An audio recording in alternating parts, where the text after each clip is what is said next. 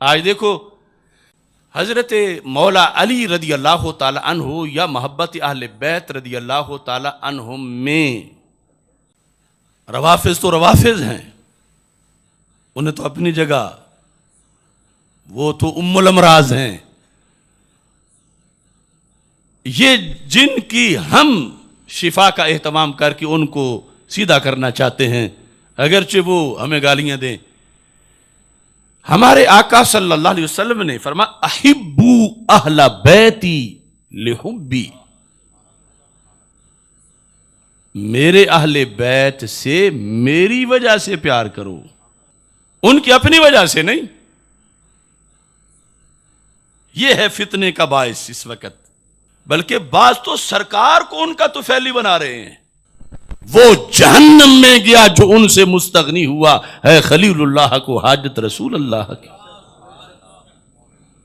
تو رسول اکرم نور مجسم شفیع معظم صلی اللہ علیہ وسلم نے فرمایا میری آل سے پیار کرو میری وجہ سے۔ تم نے پرائیویٹ ان کی پارٹی نہیں بننا مجھے چھوڑ کے، میری وجہ سے کہ وہ میرے آل ہے، میرے ذریعے ان کو ماننا ہے۔ اگر مجھے چھوڑ کے کوئی مانے گا تو پھر وہی ہوگا جو روافض نے لکھا کہ فرشتے سے غلطی ہو گئی، واہی تو مولا علی رضی اللہ تعالیٰ نے پیانی تھی اور غلطی سے وہ حضرت محمد صلی اللہ علیہ وسلم پر لے آیا۔ یہ ان کی درجنوں کتابوں میں لکھا ہے، اور یہ وہی ہے جو آج کے ناہنجار کئی ایسے سید ہیں جو شجرہ نسب بیان کرتے ہوئے کہتے ہیں ہمارا تو ابو طالب سے ملتا ہے، سرکار کو سائیڈ پہ رکھ کے آگے لائن جو سیدھی کر رہے ہیں۔ اب میں شجرے میں بار بار دیکھتا ہوں کہ مجھے رسول اللہ کا نام کہیں لکھا ہوا نظر آئے، جن کی آل میں سے ہم ہیں، نہیں نظر آتا۔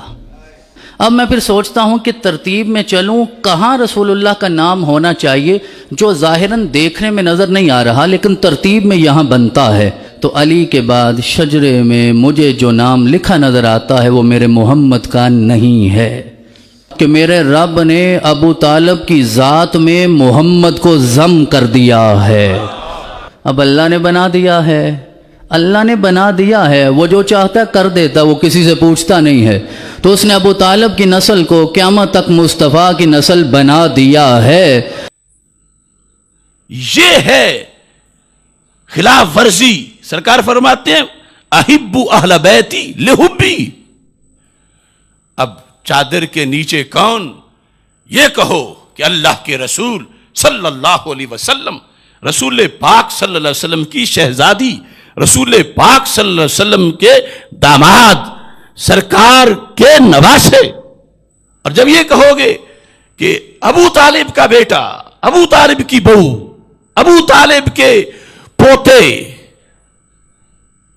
یہ ہے سرکار کو چھوڑ کے ماننا، اور سرکار نے تو اس کا حکم نہیں دیا احبو اہل بیتی لحبی۔ اور دوسری طرف فرمایا فمن احبہم فبحبی احبہم، کہ تم نے ابو بکر صدیق رضی اللہ تعالیٰ عنہ سے اس لیے نہیں پیار کرنا ابو قحافہ کا فرزند ہے، آل ابی قحافہ کو سلام، نہیں، تم نے نسبت مصطفیٰ علیہ السلام کو سامنے رکھنا ہے، تو پھر بگاڑ نہیں آئے گا، پھر انتشار نہیں ہوگا۔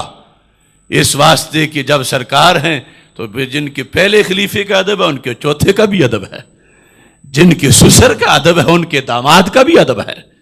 یہ وحدت ہے درمیان میں۔